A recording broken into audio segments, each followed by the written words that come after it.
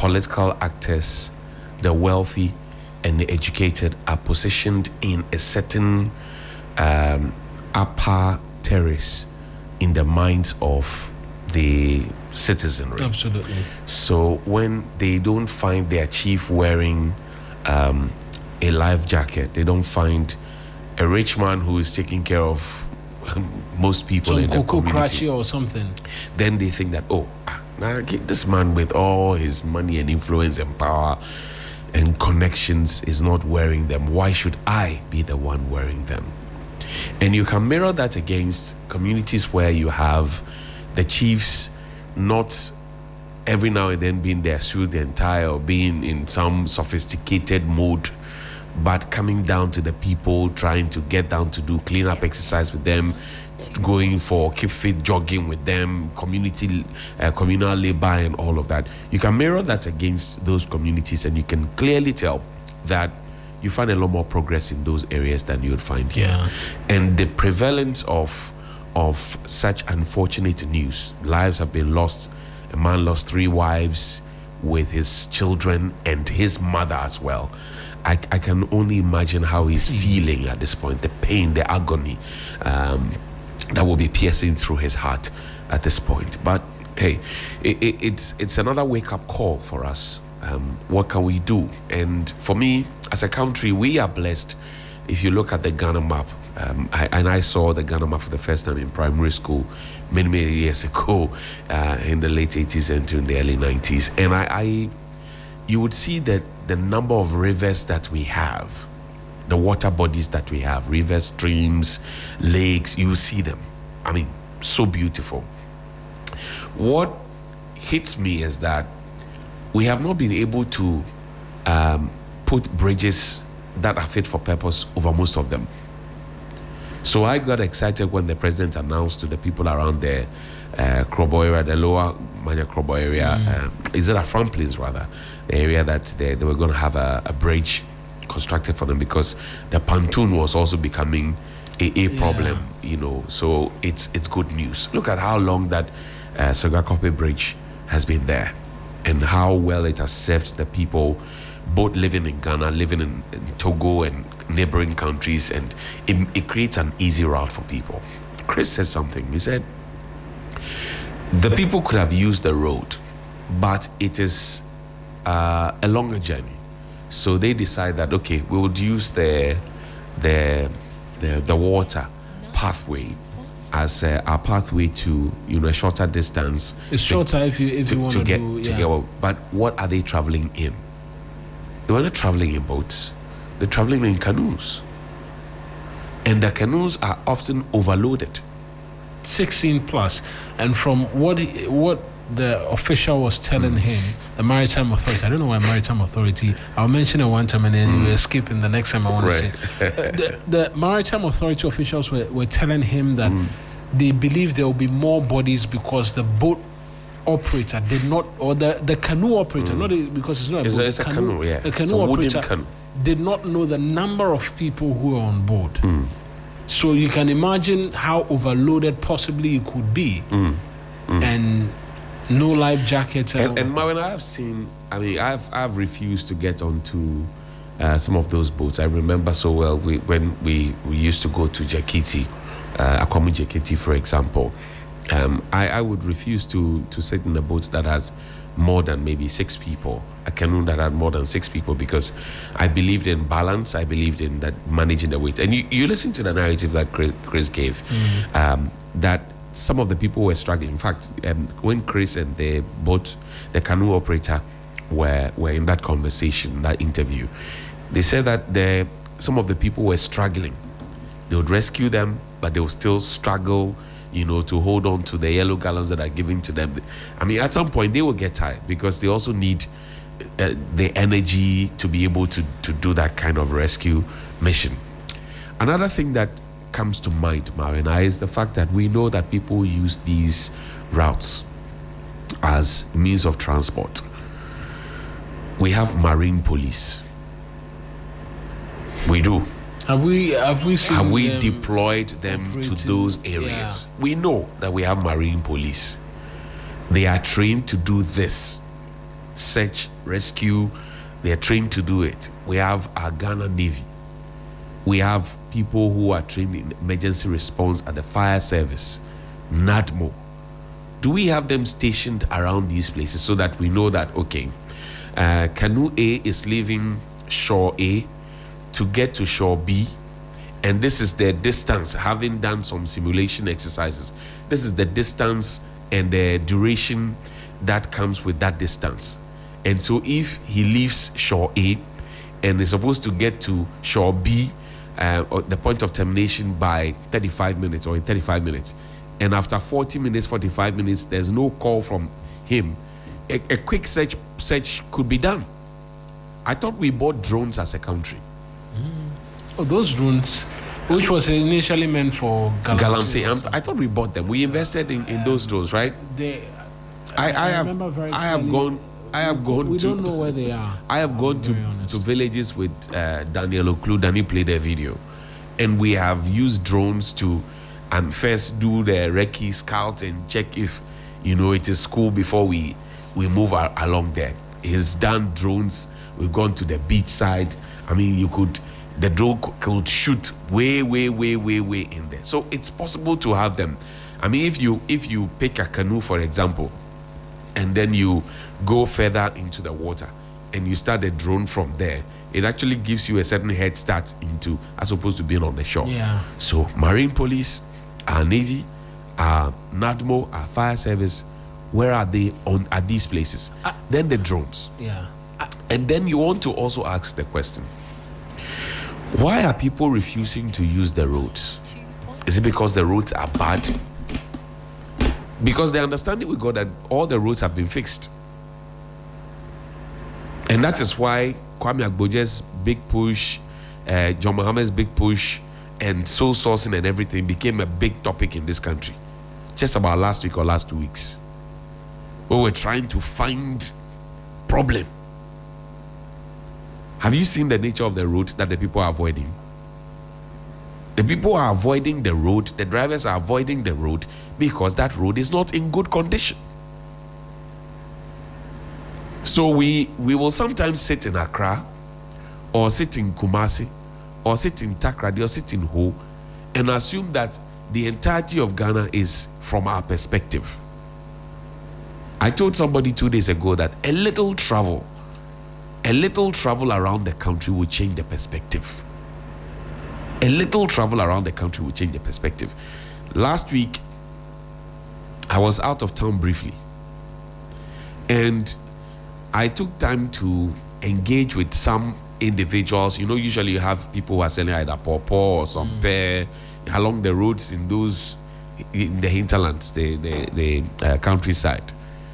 And then you spend time to ask them, the contractor where you say,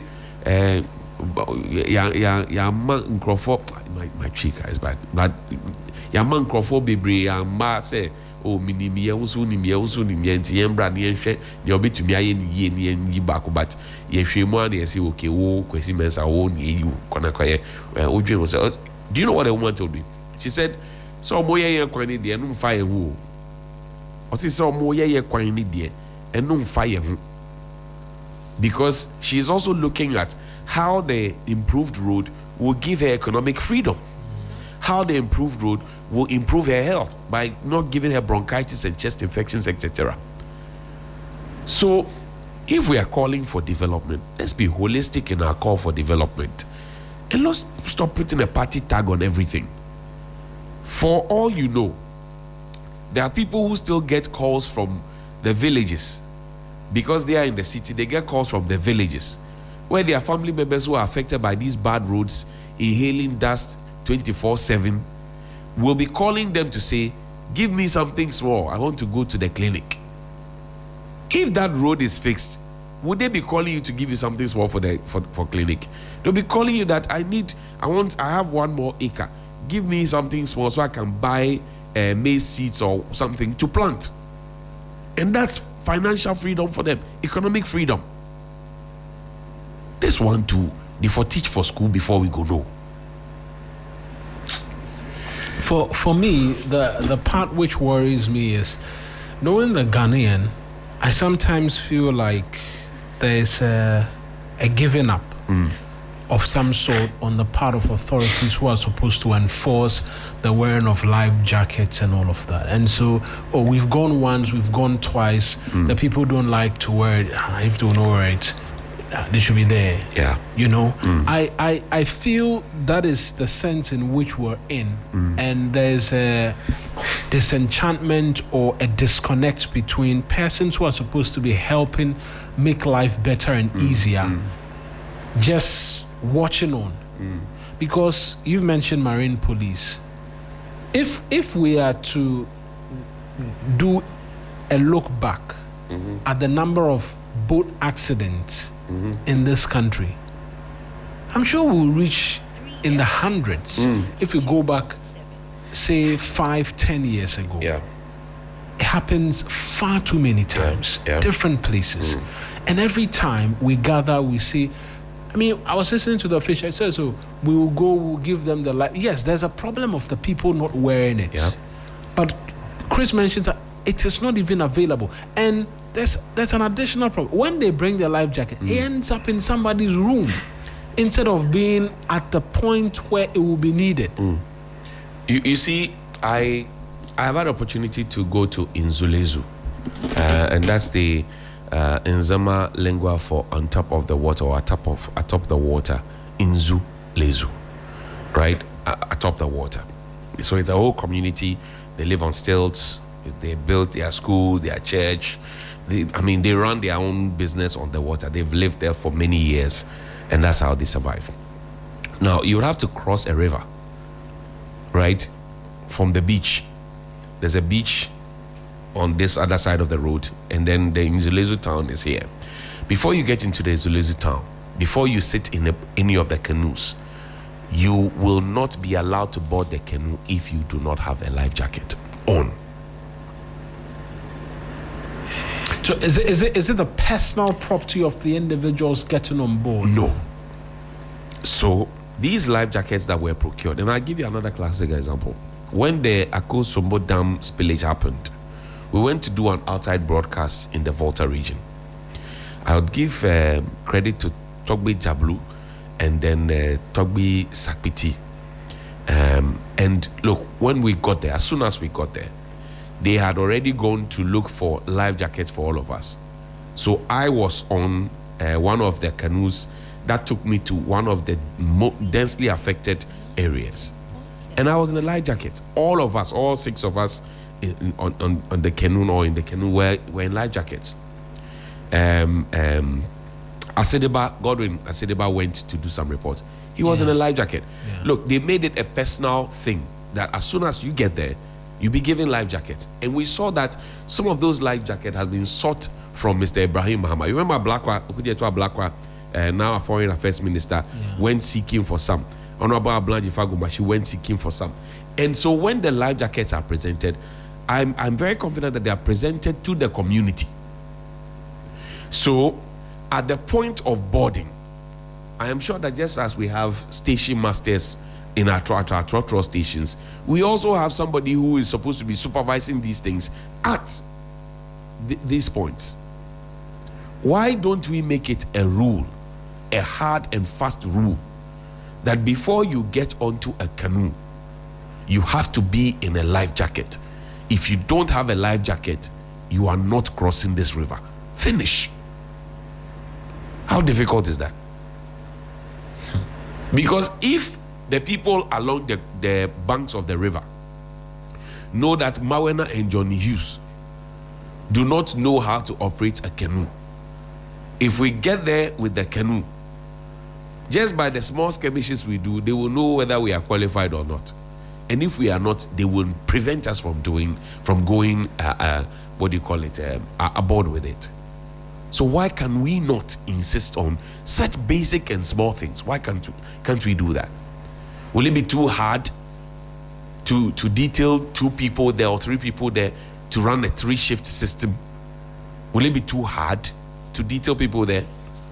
I know in that community there are national security officers there, plain code national security officers there who live in the community. They could have sent a distress report down to Accra or to the district or to the region There are policemen in that community. There are fire servicemen in that community. There are NADMO officials in that community, and NADMO's job is to first prevent disasters from happening, and then when they do happen, to manage same. And then you have military garrisons and whatever it is. We can draft people there, because if this has been happening over and over and over again, at the point of boarding, at the point of getting onto the canoe, make it a rule: no vest, no boarding. Finish.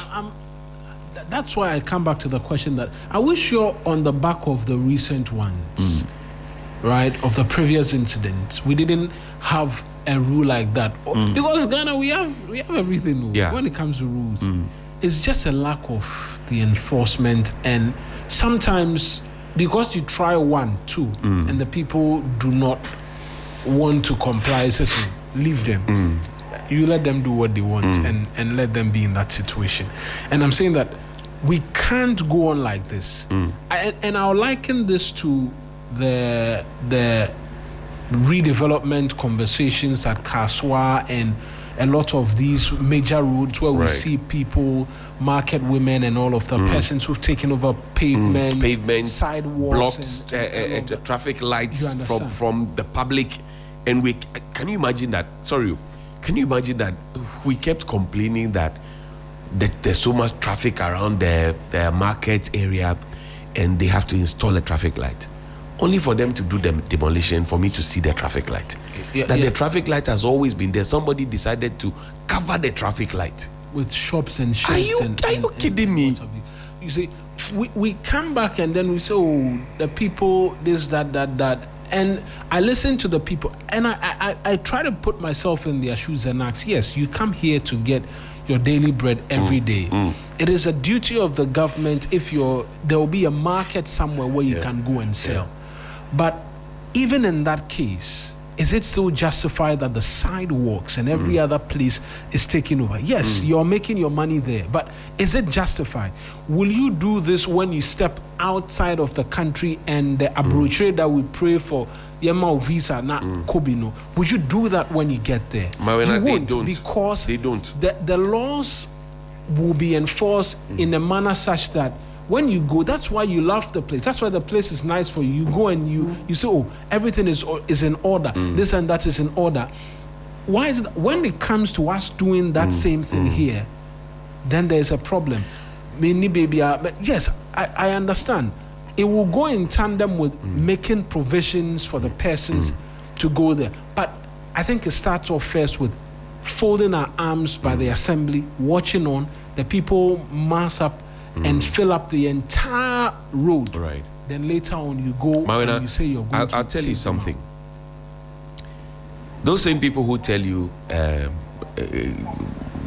brofododo, small blofo you more tree, you more gun, you might be mintio. Give them a visa. Let them cross over. The first thing they want to do is to understand and to be able to communicate, because the system will leave you behind. You'll be stranded most of the time. That's the first one. The second thing which you alluded to is that we are the same people who will destroy nearly everything here, and as soon as we cross over, we don't do those things. Like here, people, and I have a long distance driver who's been doing a lot of public education. A lot of public education, literally warning them. Yeah. Look, do you know that people actually bring used diapers, right? They consolidate it. Used diapers, maybe 6 or 8 of them that their children have used. They put it together, put it in a black poly bag or whichever poly bag, and they join these vehicles and they leave it in it. Can they do that in any of the Mankono buses in London? They won't dare do that, because there are cameras everywhere. You will be found out. So if we want our country to be developed, it starts from us. You let the country try these basic things that we have spoken about this morning. Detail somebody to the shore. Let somebody be there to be policing to say that if you don't have a life jacket, you are not getting on board anything. Somebody is asking on the stream, what about the newborn babies? Now, in the strictest sense of anything, what are you doing on such a dangerous terrain with a newborn baby? I mean, what are you doing with a newborn baby on such a dangerous terrain? The road may be a longer distance to travel, but between your life and safety, which one do you choose over speed? You tell me. What are you doing on such a turbulent water, pathway when you know that the unfortunate happens very often? What are you doing with a newborn baby there? It's a lack of sense of security. The newborn baby itself is not trying to understand the environment around him or her as a baby. And then you take the baby out there to that point. Breathing becomes a problem for the baby. You are exposing the baby to all manner of, waves and whatever it is. You are endangering the life of the child. And we do that so often. Sometimes you get to a construction site. Yes, you have to feed. But before you enter a construction site, they tell you to wear a hard hat. No?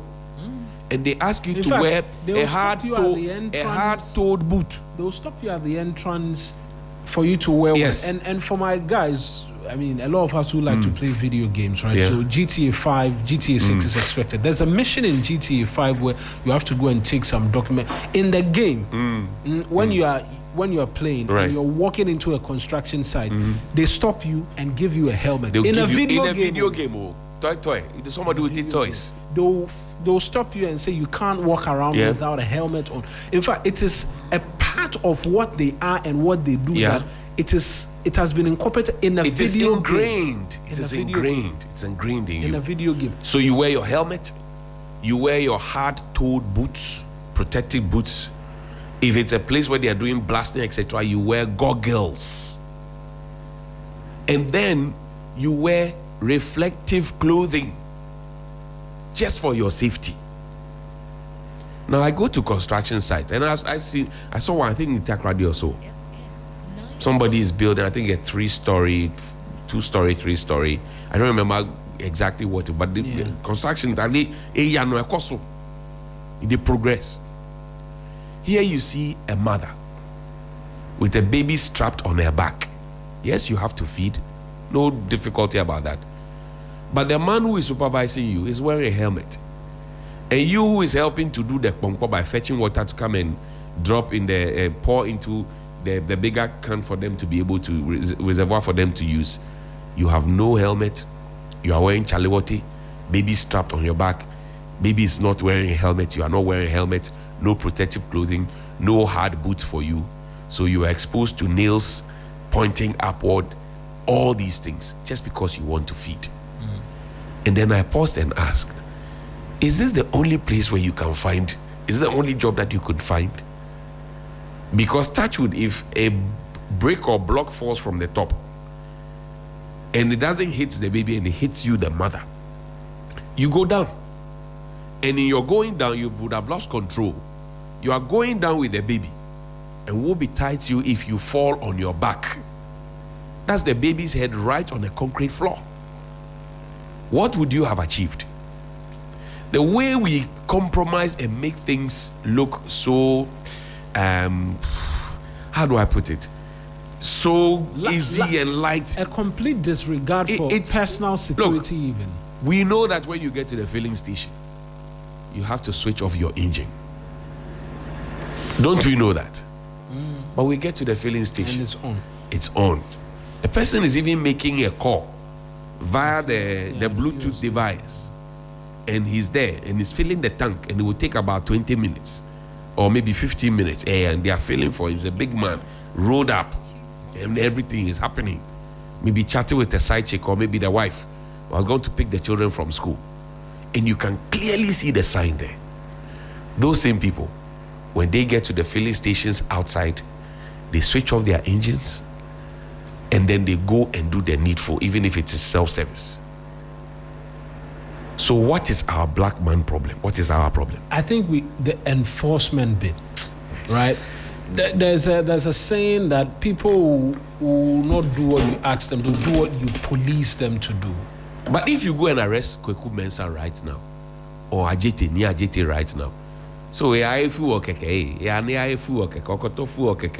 a police for this watching because the engine is sooner, the wife friend is your pick call, and the 30 seconds pona police see watching. That is how we will put the narrative out. I know. We will not say that there were other children of God who were also there at the filling station whose life had been endangered by this Kweku Mensah or Nia Ajete. We won't say that. And that is how we are as a people. Whether you like it or not, that is how we are as a people. The other time I was talking about this 20 pesos, 10 pesos, 5 pesos thing. Sometimes you go and buy something, somebody has to give you a change. And you know, usually some of these ladies who sell, maybe they're selling orange. And they say, oh, one is maybe 1 cedi. I usually don't buy the singles. I go to the market, I buy in bulk, I wash them with my vinegar, put them in the fridge, and then, you know. So maybe she says one is 1 cedi, or maybe 3 for 2 cedis. You have 5 cedis. You've bought 2 cedis. And then you are looking for your 3 cedis change.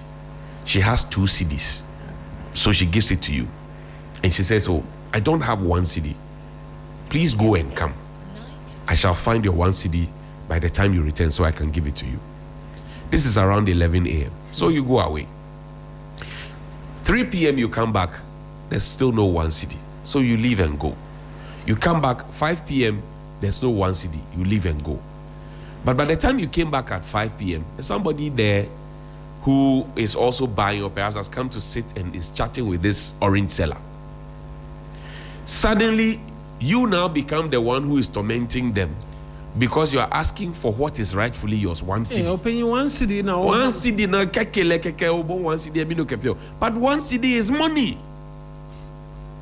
If they add 1 cedi to a liter of fuel, as the government has done now, we complained, didn't we complain? If you are going to swap your dollar or your pound or your euro, and they take 1 cedi from it when you know the exchange rate on the wall, you will complain. Because then the volume will be 1 cedi times $100, $100, 1 cedi times 100 euros, 1 cedi times 100 pounds. You will complain. Because then you do the tabulation. But me ain't 1 cedi, I should leave it for you. Forgetting that my entire salary for the month is 1,500 cedis. So the money that I have, there's calculation. This is the real life situation. When you go and buy it from whether a ShopRite, China Mall, Melcom, name them, if it is left with your 2 pesos, they will find the 2 pesos and give it to you. Because it is Obroni running the business. And Obroni doesn't want to, because in Obroni Chrome, they don't do that. What is wrong with us? Attitude is crazy. Charlie. Let's read messages and do sports now. A number of you have shared your messages via Facebook with us. Maura, before you read the messages, you know, we're talking about VIP having raised their transport fares by some 25% already. And even though that the government had said that, look, we are going to take measures to have a cabinet meeting. They didn't wait. They just went ahead. And sometimes you may wonder whether the motive is business or political or both, but you leave it there. Now, Intercity STC Coaches Limited, that belongs to the state. That's why I've been asking for the state to do business with the state, because if the state does business with the state will get money. If STC were insuring all their buses with SIC, and all the ministries, departments, and agencies were insuring their vehicles at SIC, SIC will be so liquid, government will have a lot of money, and nobody will come and bluff us. That was how President Nkrumah intended for us to run. So how did we deviate? Now, this is dated 9th April 2026. The management of Intercity STC Coaches Limited wishes to inform our cherished passengers and the general public that our fares have not been changed as of today, April 9, 2026. Today is the 10th. We would like to assure the public that we operate strictly in accordance with directives from the Ministry of Transport and only implement fare adjustments as approved by the appropriate authorities. We sincerely appreciate the trust and loyalty of our valued customers and reaffirm our commitment to delivering quality services at all times. We therefore urge the public to disregard any rumors suggesting that Intercity STC Coaches Limited has increased its fares. Thank you for your continued patronage. Managing Director, Intercity STC, Al Hassan Ligby. That is him. He says we have not increased our fares. So you can choose STC depending on your budget and for safety and comfort and for you to get there in good time. But Mawena, you also know that yesterday, after the cabinet meeting, the directive was giving that the buses, the 100 buses, should be distributed. And this is where I want to see the Ministry of Transport take proper leadership. Because the trotro drivers and the taxi drivers are robbing us. And they are not the only ones. There are those who are with the ride-hailing services. I book a ride. I use the app. Before you became a rider, you went, you were interviewed, you signed a document. So the terms and conditions of you working for that ride-hailing app is known. No? And then I book a ride. You appear. Waiting period. Everything. I join the ride. We are on the journey. I get to my destination. You end the trip. The amount I'm supposed to pay appears. They say, no, I have to add on to what the app has said. Because you, the rider, in your own infinite wisdom, assume in the fertile imagination of your mind that the journey is longer and the ride app did not calculate it accurately. They do that. If you like, let's activate the phone lines. They do that. They literally end up fighting people for it. That would be ludicrous. That, I say, Mawena, they do it. If you like, bring the ladies behind our social media. Bring them now and come and ask them. You ask me to, if out of the benevolence of heart, it is not, they don't do it. They don't ask you as if it's from the benevolence of their heart. Sometimes, I don't know what they call it. Is it bonus or something? So you can tip them. No, it's not tipping. Sometimes the app gives you bonus or yes, credits. I don't know how what they call it. It slashes. So I've picked the ride from promo, here. So a promo and promo. Then so I picked the ride from here, from Kanda. I am going to Supreme Court. That's more traffic around the AMA office, Accra City Hotel, climbing up to Old Parliament House, Iyoko, holds us down. But then I get to the Supreme Court. So from here, maybe it says maybe 10 cities or 12 cities. I get there and the app says, so we are running a promo. So pay 6 cities.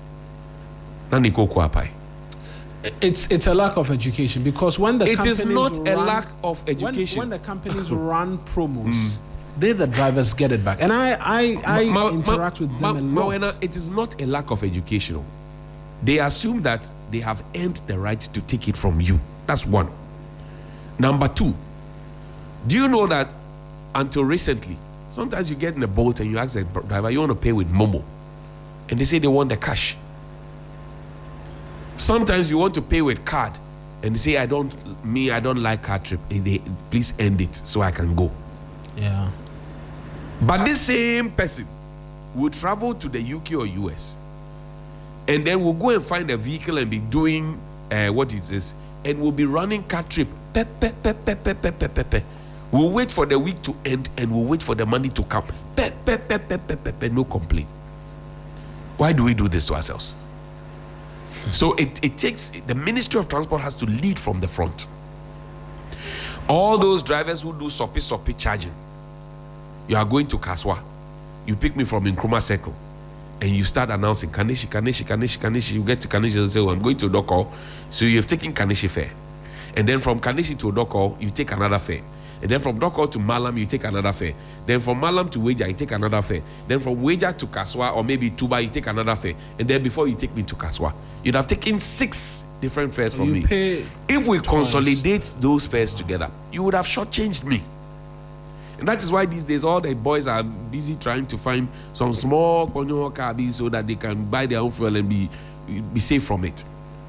In December, when the government decided that let the agency buses run free transport for the people, you see how they bled. They have soon forgotten about that situation and they are coming back. But I don't blame them. I blame our governments. If we had managed OSA well, if we had managed City Express well, we won't be here. At least we know that King of Kings and many other private transport people showed the example that it can be done. These buses that have been brought, maintenance should be key. Look at what has become of Metro Mass buses. Look at what has become of Ayalolo buses. And have you seen that the new EV buses are also moving in that direction? Maintenance. So this is where I want to see the transport ministry come to the front, right, and lead from the front, and no kululu. Because we'll be fishing out for those who be doing kululu. No kululu. Buddha, good morning. So a few messages. Ore Kwampafo is here. Kwame Jandam says whether Ken Ofori-Atta is sick or 6 feet underground, the people of Ghana will hold him accountable. That is a fact. No clever lawyer tactics or tricks, no evil maneuvers, nothing will save him from facing the good people of Ghana to answer for years of political cruelty and gross criminality. He says, Ebenezer Ajimandia says after 24 hours, no government officials have visited them. If it happened after MPP, people will be making noise in this. I'm not sure it's been 24 hours yet. Yeah, but whether it's been 24 hours or less, you see the thing I was talking about politicizing it. Yeah. The people who died, we don't even know their party affiliation to begin with. If you had the system running, nobody would care about any government official coming to visit, because that thing would have been minimized or eliminated completely. Absolutely. So I will invite and encourage him as a young man to tag along with us, to ask that the police be there present, NADBO be there present, the Marine Police be there present, Fire Service be there present, right, and insist that if you don't have a life jacket, you are not going on. And if you bring a newborn baby, go and use the road. So on that score, Paulina asks a question, but why is it so difficult for us to do the right thing? Is it difficult to understand that you have to look after yourself? She asks. I think expectation of the government is a bit too much. What do we bring to the table ourselves? We know the right and we must take some responsibility. There was a comment about a baby and the person saying that if you bring the baby, what are you doing there with the baby to start? Charlie, some people have broken the table and have used it for light to cook kinky. That's where we are. And all of that. Oreku is here. He'll do sports for us, after which we'll be back. Otuado's friend there. Oreku is Otuado's friend. After which we'll be back. Very good friends. After which we'll be back with... Why are you laughing? Is he not Otuado's friend? I'm not sure Oreku, come. Please. You know, we want to understand. Are you not Otuado's friend? Are you friends with Otuado? No. You have never been friends with him? No. Otuado? We are both professional in what we do. Okay. But you were the one who was asking him a question at one of the matches after the post matches, right? Which one was it? Was it some match? I remember he was coming through the tunnel and you were firing a question to him. It's not in recent time. I think it was 2024. 3FM maybe. 92. One of the matches. I don't remember exactly the question, but you had an exclusive. You fired a question to him from behind the fence, and he fired an answer, or I think he looked at you, and then it's possible, but yeah. I think it's been a while. It's been a while. Probably yeah. his first stint or so. Yes. The first thing. Yeah. The 2023, 2024-ish. Yeah. Now that he's been fired, he has no friends. That's how the world Nobody likes failure. Let's get into sports now.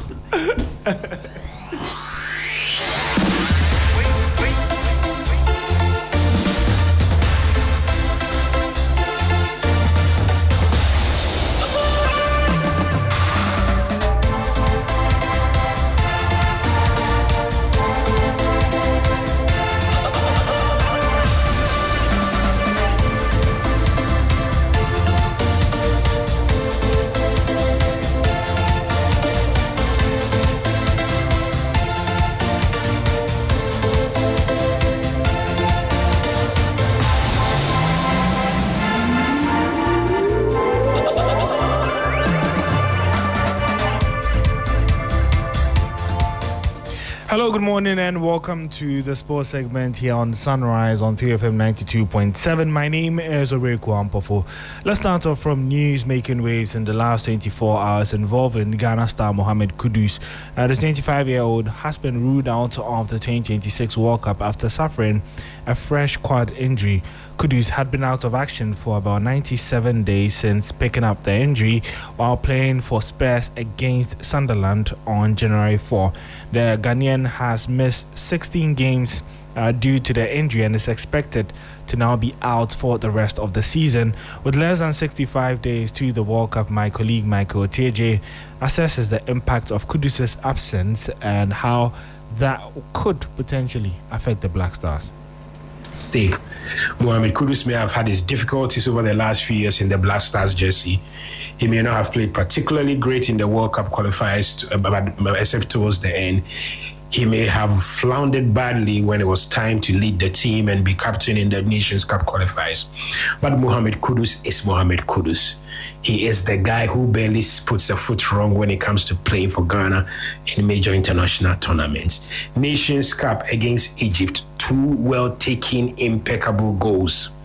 World Cup debut against South Korea. Became the first Ghanaian player to score a brace in the World Cup.